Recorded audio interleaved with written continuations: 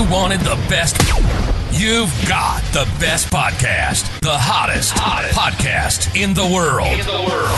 The Chris Voss Show, the preeminent podcast with guests so smart you may experience serious brain bleed. The CEOs, authors, thought leaders, visionaries, and motivators. Get ready. Strap yourself in. Keep your hands, arms, and legs inside the vehicle at all times, because you're about to go on a monster education roller coaster with your brain. Now, here's your host, Chris Voss. Hi, folks. It's Voss here from thechrisvossshow.com. Ladies and gentlemen, the Our Lady season that makes it official. Welcome to 16 years and 23 episodes of the Chris Voss Show, bringing you the most brightest, smartest people on the show, interviewed by an idiot with a mic as the host. I just made that up on the ramble, and boy, that sure worked, unfortunately for me. Wait, am I the host? Am I the idiot? Probably. Anyway, guys, go to goodreads.com/Chris Voss, LinkedIn.com/Chris Voss, Chris Voss 1, the TikTokity, and Chris Voss, Facebook.com. And I can just wrap this up beautifully by saying, you know, the great thing about this show is I may be the idiot, but you're not as the audience, because you guys are smart enough to tune in and listen to the most brightest minds that come with you to share their stories of life, their cathartic moments, their journeys, and how you can live your life better. So sorry if you were looking for a podcast that would tell you how to make your life worse. That's not us. Might be some top podcasts doing that. I don't know. I don't know what that means. Opinions expressed by guests on the podcast are solely their own and do not necessarily reflect the opinions of the host or the Chris Voss Show. Some guests of the show may be advertising on the podcast, but it is not an endorsement or review of any kind. Anyway, we have an amazing young man on the show today with us. He's the author, multi-book author of several books. His latest one just came out January 7th, 2025. It is called Focused as a Bee, 6 Buzzworthy Strategies to Thrive in a Distracting World. Jones Loflin joins us today. He is the author of the new book, I believe, with his daughter, Sydney. Is that correct? That is correct. And we don't have Sydney on the show, I think, but she is the co-author, so I want to make sure that's clear to people when they Google it. We're going to be talking to him about his insights, his experience, his life's journey, and why you should be focused as a bee. He's going to sting you. Jones is president of Helping Others Prepare for Excellence Incorporated. As a keynote speaker for 3 decades, he's empowered countless individuals to make better choices with their time, enabling them to both thrive professionally and personally. His innovative approaches to leadership and time management have garnered global recognition. His client list includes Federal Express, Choice Hotels, Clayton Homes, Saudi Aramco. I'm not even sure I pronounced that right. I think I butchered that. Saudi Aramco. America. I'm going to leave it to you. And the United States military. I just got hung up on that. I'm going to have to go figure out what that is. Next time I'll just say Saudi. Excuse me. So welcome to the show, Jones. How are you? Oh, who wouldn't be great now after that introduction? I was just trying to figure out when you breathe. When I heard you rambling that off, I thought, has he got an oxygen tank, strapped somewhere on him that just pumps in air to his lungs? Because you just rattled that off without ever going, so that was incredible. I don't have a brain, so there's no reason to get oxygen to it. So just give us your .com and tell us where people can find you on the interwebs. Sure, absolutely. JonesLoflin.com. That's LOFLIN.com is a great place to find me, to find out about the work that I do. For your listeners that are on LinkedIn, I post a lot of content on LinkedIn because I do a lot in the business community. And so you can just type my name into the LinkedIn search box, and love to connect with folks there so they can learn more about my work. Of course, the website for the book is focusedasab.com. Focusedasab.com. Focusedasab.com.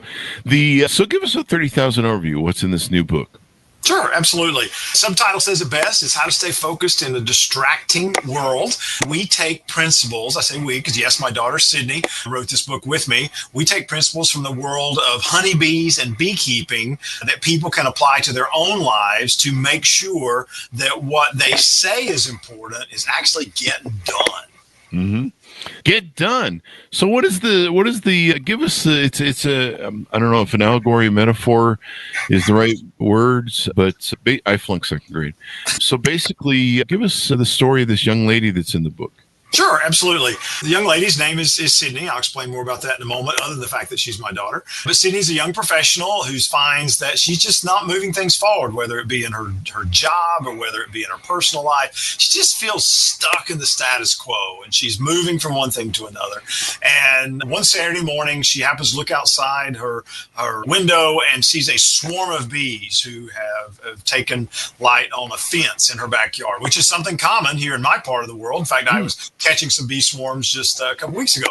And so what happens is that she calls her best friend Alicia, who's a beekeeper, and says, "You got to get these things out of here. I hate bees."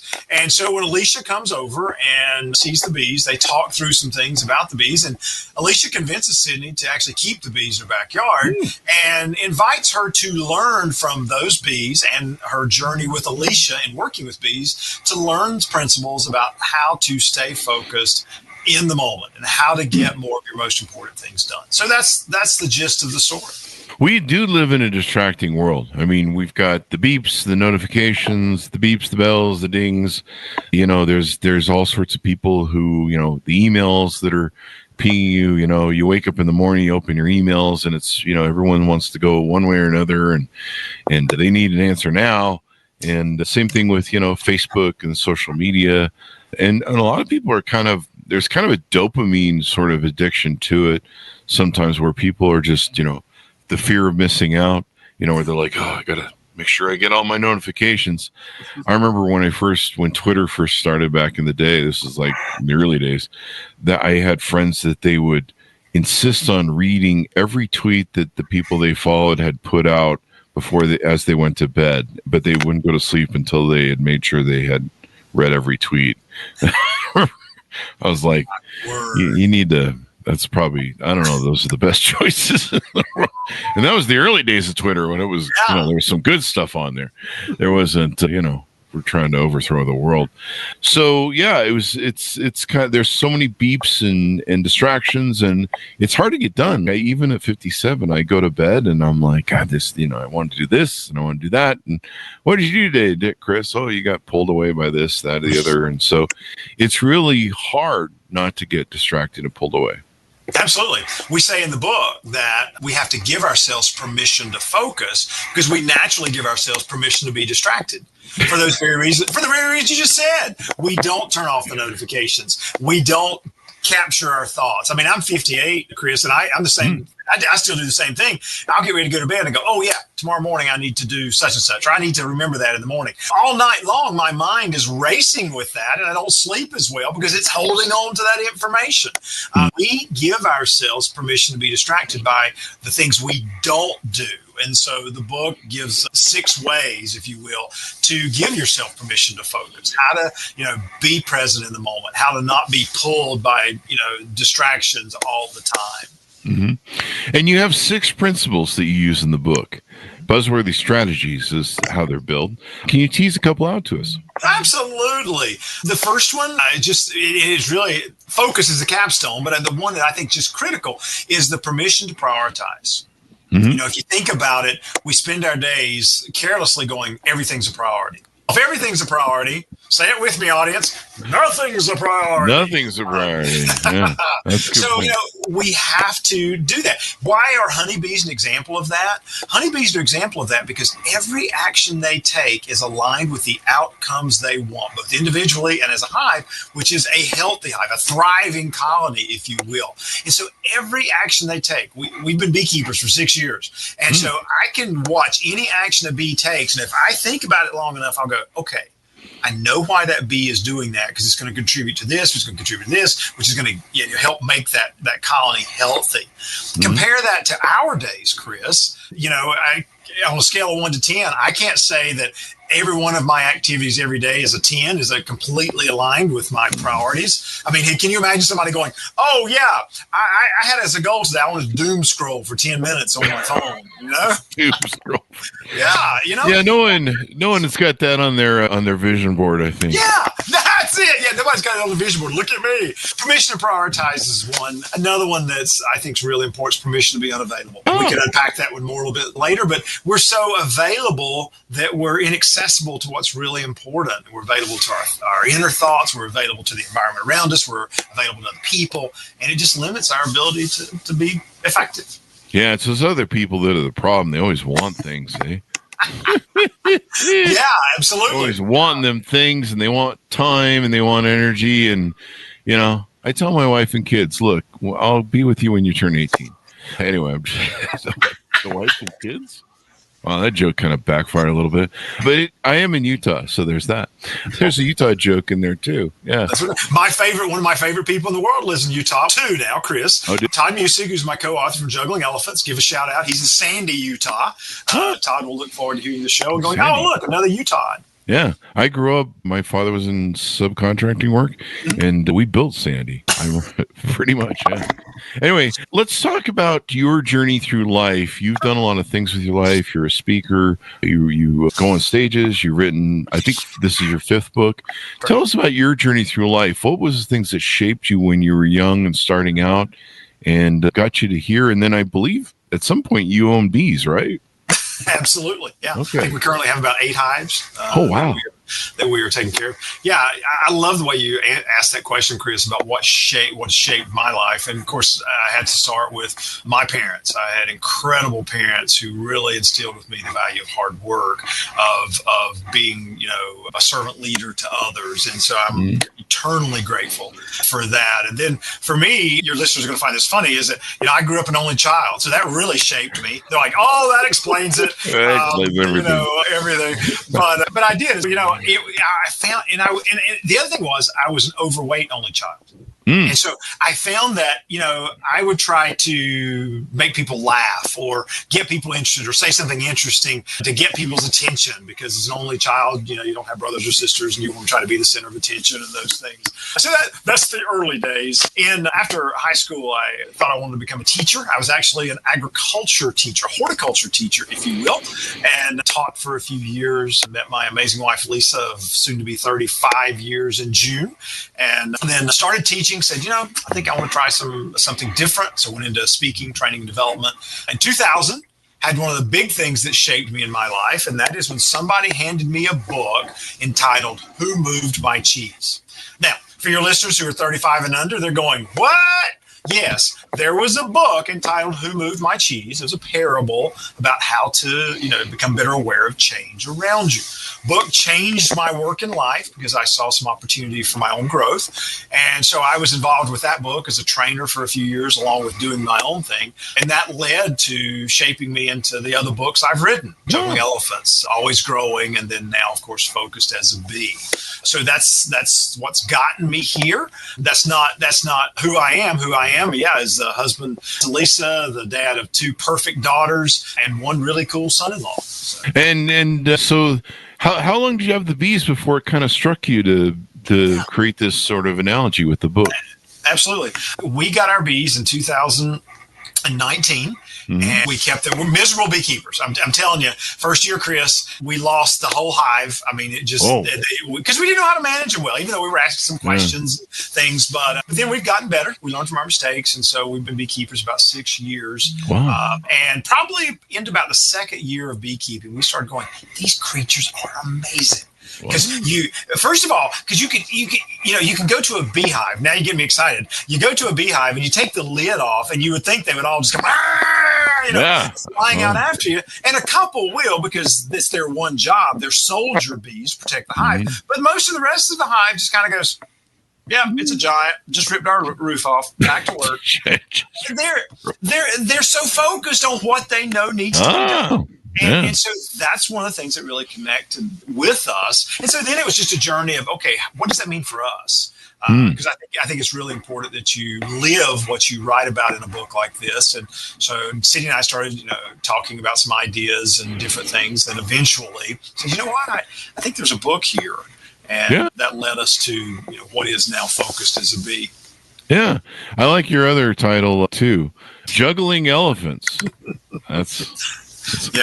And that one, can I just say, Chris, to take it back to you and your Utah connections, Todd and I were standing out in his front lawn, putting in an irrigation line in Sandy, Utah. And so we were talking about how busy we were. And about how there's not, Todd actually was saying, I just don't have time to get the things done at work I want. And I'm just not being the dad or the husband I want to be. And I just never have time for myself. And I'm like, yeah. We all struggle with that. And then in just a moment of brilliance, Todd said, am I just supposed to run around like my life's some kind of circus? And I said, say that again. And he said, circus. I'm like, what would it look like if you managed your work in life like it's a circus? And we went into his house and we sat down, we didn't draw it out on a napkin. I wish we had, but it was an 8.5 by 11 sheet of paper. We started, diagramming some things out. What does that look like? What would it mean to be the ringmaster of your circus? And yeah, that's where that came from, was our own experiences, and then coming up with the idea of what would it look like to manage a circus. The idea for juggling elephants is that when you're trying to get everything done, it's like juggling elephants. It's impossible. Yeah. I often think of, when I do big tasks, I think of it as eating the elephant in one bite at a time. Yeah. So I try not to get over, if I feel that I'm getting overwhelmed, oh my God, this is a whole lot of stuff to do. I think of it, just take one bite at a time, chew the elephant, and eat the elephant, and make sure you bring some A1 or some Heinz 57 sauce, because you're gonna fucking need it. That elephant meat, it's not pretty. I like focus as a bee versus, you've crossed out on the cover, busy as a bee. There's that old adage of working smart or working hard. And a lot of people will, think that because they're being busy, that they're achieving something. I've seen that in a lot of entrepreneurs. They're like, I'm busy. I remember we had one guy on the show. He was so busy with work because he was low bidding a lot of jobs, but he was a new businessman who hadn't, in contracting, who hadn't factored, taxes, employment taxes. He got about $500,000 in debt before he realized that he was underbidding everything, getting all the business, because he was underbidding, because he wasn't factoring taxes on his underbids, and he was busy as a bee, but he wasn't focused. Because here's the thing: did he ever have as his outcome? Yeah, I want to be drowning in taxes one day. No, it was on his vision board. Yes, again, I like it. But the whole idea there is, you're right. I mean, you said it great, Chris, is that we often have a lot of activity, but is it towards the outcomes we want? And bees, people say, oh, I'm busy as a bee. No, you can be focused. If you're a bee, you're focused because every action you take is aligned towards the outcomes you want. And so that's why we marked out busy. Yeah. So you're saying that bees aren't getting distracted by video games and checking their status on Instagram and stuff? Is that what you're saying? They don't do that? I think so. I can't quite see the size of their screens in the hive, but I think that's the case. So. Apple's working on an iPhone for those people too. They'll ruin their lives as well. So, busy. Like you say, bees know their job. They know their place in the world. Probably you can say that some of this being focused as a bee, delegation might be important, because you mentioned that, the bees have roles, right? Mm-hmm. Yeah. And so. Yeah, they have one job. We talk about that. In fact, a fun fact about honeybees for your listeners, Chris. Yeah, bees have specific jobs in a hive. And by the way, every worker bee in a hive is female. Oh. Okay, we'll pause there and let all the women go. Of course, who gets the work done?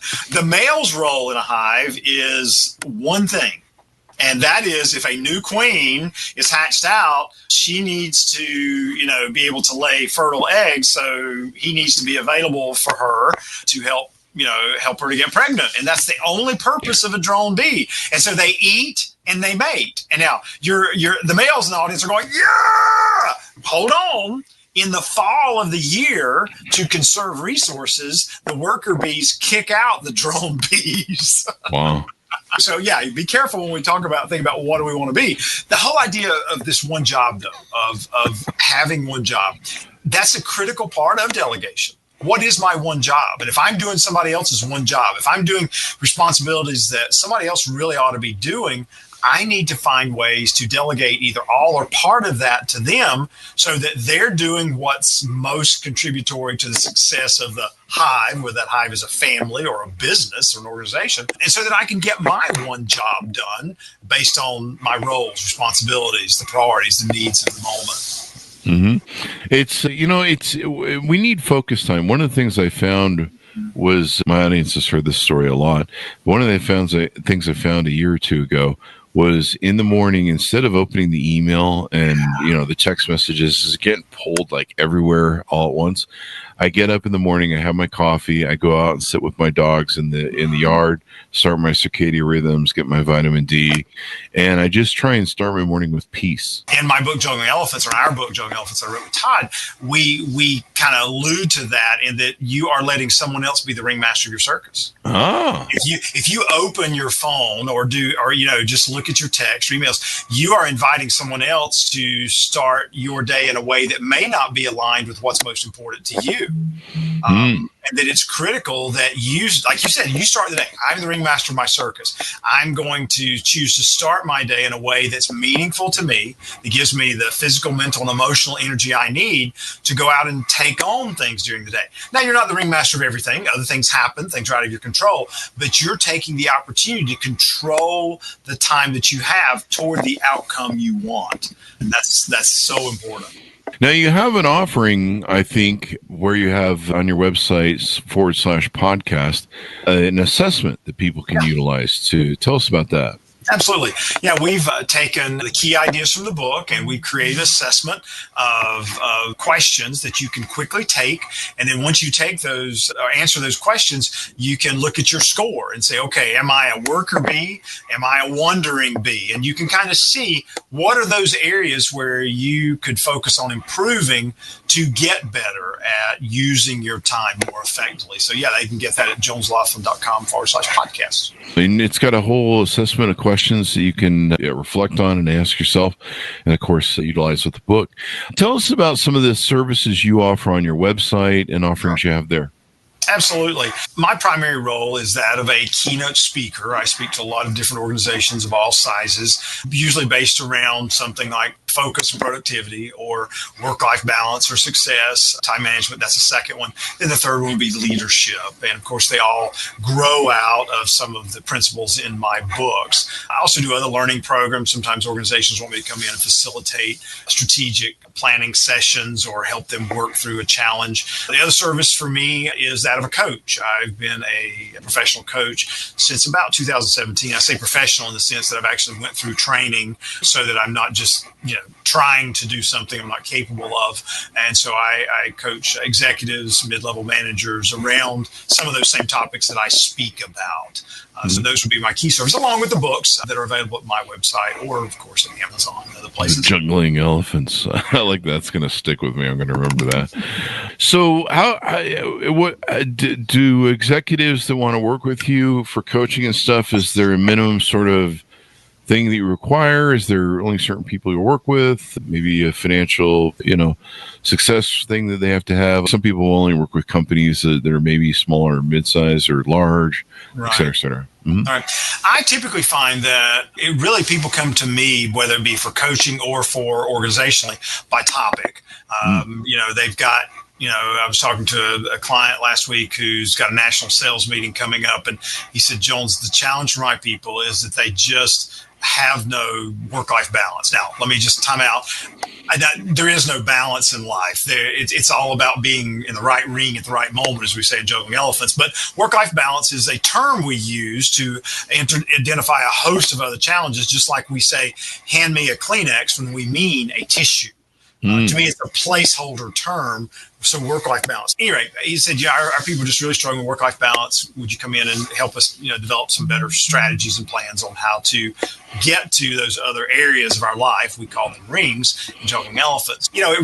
People come to me by topic more than size of the organization. I try to find creative ways of making things work for an organization. I had an organization recently that just was so small that they couldn't bring me in for an on-site keynote, but they bought books books, and I'm going to do a virtual presentation for them after they finish reading it. And so, my goal is not to put a stumbling block for folks, but is to find some way that they can leverage something I have to make better choices with their time, whether that be through reading, speaking, or coaching. Anything coming up? Any retreats, events you want to promote, future books, et cetera, et cetera? Let's start with the future books. The answer is no, not right now, because I am, and true to the book's message, focus as a bee. My goal is to get awareness out about this book, to develop tools around it. We're going to have more advanced assessments like the one that's at the website right now. But that's where I'm at with it. I want to make sure I'm not dividing my attention, diluting my effectiveness by already thinking about other books. Do I have some plans? Sure, but that's not where I want my attention to be right now. One of the things I'm excited about is the opportunity in a few weeks to be at the Choice Hotels convention in Las Vegas, Nevada. And I love the folks who are in hospitality. Hello to all my hospitality listeners out there. Choice Hotels has chosen me for, I think this will be my 13th year to come out and work with their people around time management, around work-life balance, and leadership. And I'm just honored that they continue to find value in my work. Now, Chris, you're saying, do you go do the same thing every year? No, that's the beautiful part, is that it challenges me to come up with fresh new content every year to be able to deliver those people, to help them go back and do an amazing job of leading and managing those properties across the country and other countries for travelers like me and you when we visit their hotels. So as we go out, give people a final pitch to onboard with you, reach out, how they can reach out, get to know you better, and utilize your services, buy the book, et cetera, et cetera. Absolutely. Thank you. Yeah, I think a great place to start, as you said, is jonesloflin.com/podcast for resources related to our time together today. Of course, my website, jonesloflin.com, is a good place to start. There's a button in the top right. They can click to contact me directly so that I can get in touch with them more efficiently. And then also, I put a lot of content out on LinkedIn because that's where the business audience is at. So posting there. So I would love for people to reach out to me there and connect. Well, it's been fun to have you on the show, Jones, and wonderful. People should definitely pick up your book. And, we all need as much focus help as you can. I get to the end of every day and I'm like, God, I just have done so much more. But there you are. Thank you. And thanks for what you're doing, Chris, and bringing some positive energy in a world that certainly needs it. You got it. You too as well. Thanks, Jones. Order the book, folks, wherever fine books are sold. It is entitled Focused as a Bee, 6 Buzzworthy Strategies to Thrive in a Distracting World. Out January 7th, 2025.